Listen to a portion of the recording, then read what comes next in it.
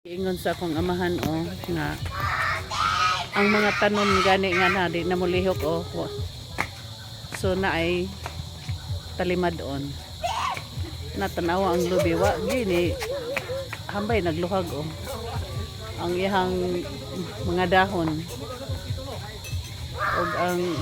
bisan kiring sa ubos masinitas wa gyud So mo na kasagaran nga giingnaon sa mga tigulang before makabati ko naay mga talimadon basta mga ingnan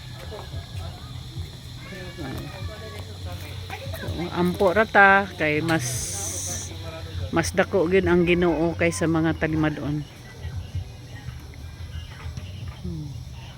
ug unsa man na siya wa gyud kay makita wa gyud may makitang gimok ng mga dahon ganiha ni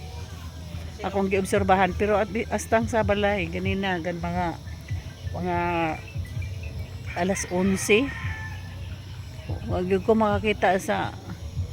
dahon nga naglihok-lihok gintawon ang mulihok ra nga dahon kanang tugpahan sa mga langgam